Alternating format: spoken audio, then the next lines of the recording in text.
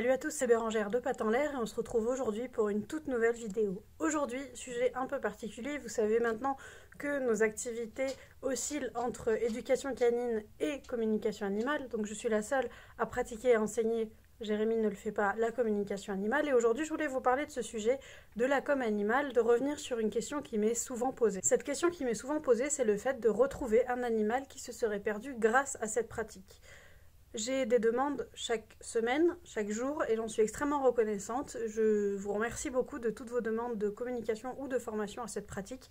Si jamais vous êtes intéressé par cette pratique, n'hésitez pas à me contacter avec les coordonnées qui se trouvent dans la barre d'information. Cet exercice de la recherche d'animaux disparus, je le pratique depuis que je m'en sens capable et depuis que j'ai pu éprouver un peu ses capacités et les mettre au contact clairement de la réalité. Pour moi, c'est l'exercice le plus dur, le plus prenant de la communication animale, surtout quand on est quelqu'un d'empathique et, il faut le dire quand même, de très sensible à la cause animale et du bien-être des animaux avec leur famille. Parce qu'on est humain, on a toujours peur de l'erreur, évidemment. La communication animale, ça fait partie de ces pratiques, je dirais pas nouvelles, mais nouvellement connues.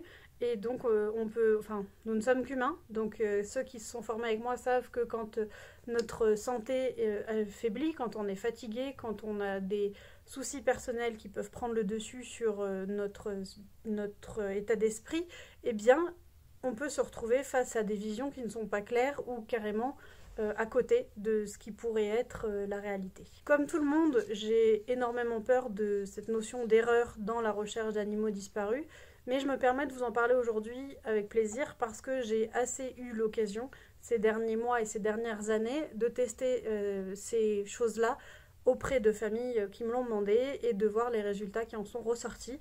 Encore il y a quelques jours, j'ai eu la joie d'accompagner une famille à non pas retrouver son animal, mais en tout cas à pouvoir l'apercevoir dans les environs, comme c'était la volonté de cet animal. Ça ne m'est personnellement jamais arrivé d'avoir un animal perdu dans la nature et j'ose même pas imaginer la douleur que ça peut provoquer chez une famille d'avoir un animal perdu, on ne sait pas où il est, on ne sait pas comment il va, on ne sait même pas s'il est encore vivant, s'il a été récupéré par quelqu'un d'autre, on ne sait rien, j'ose même pas imaginer cette douleur-là, donc si c'est votre cas aujourd'hui, sachez que je pense très fort à vous et que je vous envoie déjà tout mon soutien. Et c'est bien dans ce but d'aider que je pratique la communication animale et que je fais tout ce qui est possible pour moi de faire pour aider ces familles. Pour moi, c'est une pratique qui est donc difficile parce que, comme je vous l'ai dit, on a une certaine pression et aussi parce qu'un animal qui bouge par ses propres moyens change de localisation, surtout les chats, qui est quand même l'animal pour qui il est demandé une communication dans 80% des cas d'animaux disparus pour moi.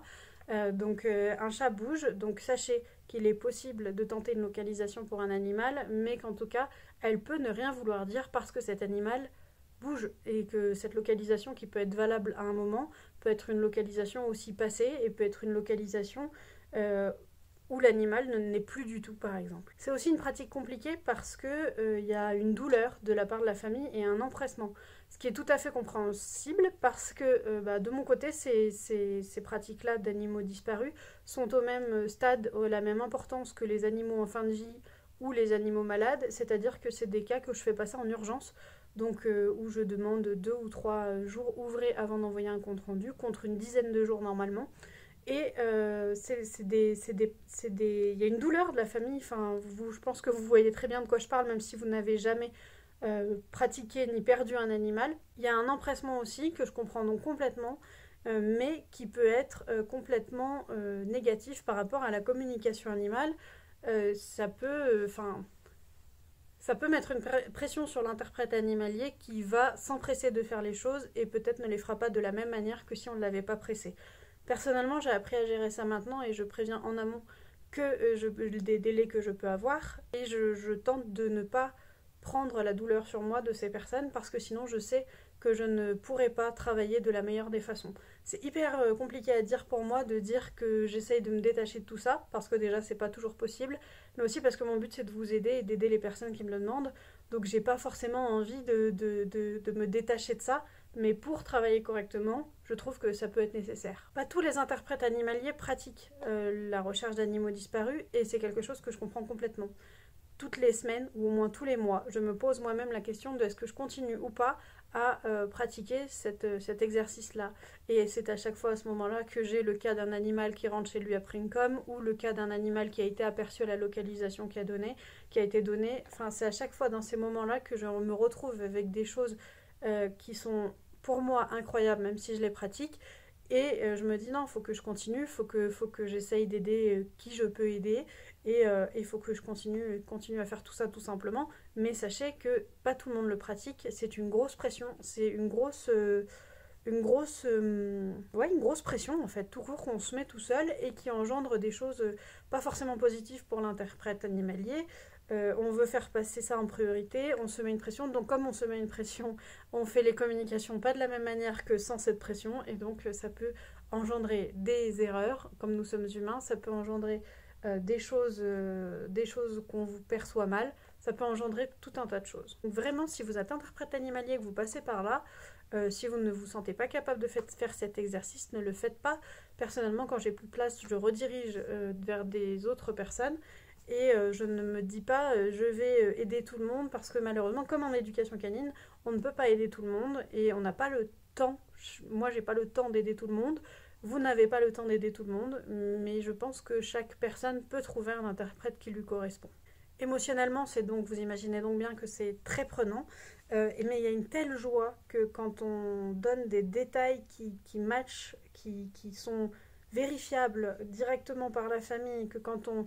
Enfin, là, j'ai un cas qui me revient en tête d'un chat qui me dit c'est bon, je suis sur le retour, et la personne lit la com, ferme l'ordi, lève la tête et voit son chat arriver.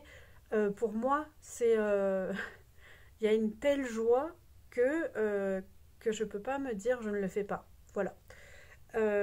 C'est inexplicable, ça me refait mes semaines entières, mes journées.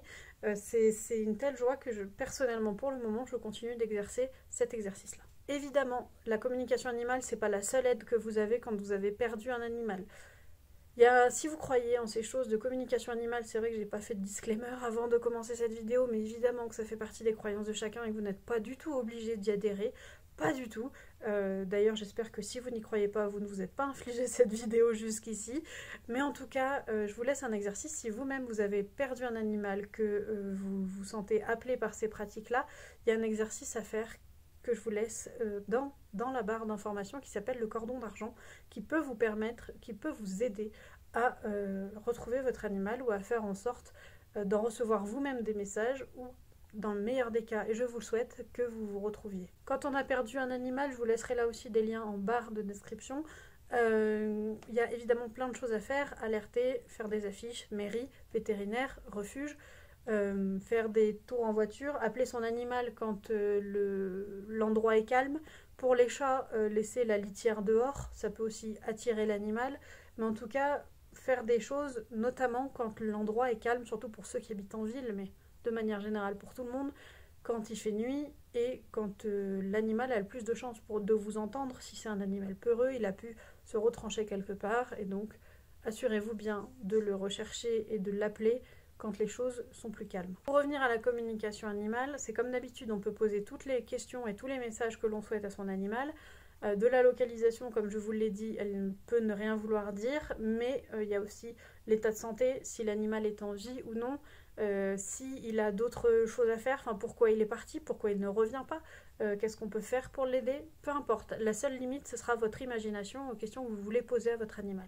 C'est terrible aussi à dire, mais les deux pires cas, personnellement, que je peux avoir en interprète animalier, c'est quand je ressens un animal comme défunt. Alors quand je le ressens comme défunt, ou quand je sens que mon état de santé n'est pas optimal et que j'ai des doutes raisonnables, je demande aux personnes si je peux faire passer cette communication à certains de mes stagiaires que j'ai formés.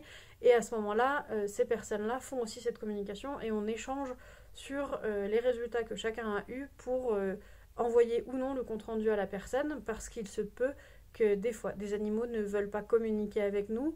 On retente, on cherche la raison. Mais en tout cas, voilà, quand j'ai un doute, j'ai des personnes qui m'entourent qui peuvent aussi faire les communications et avec lesquelles je peux échanger. Les deux pires cas que je peux avoir, c'est quand je ressens l'animal comme défunt.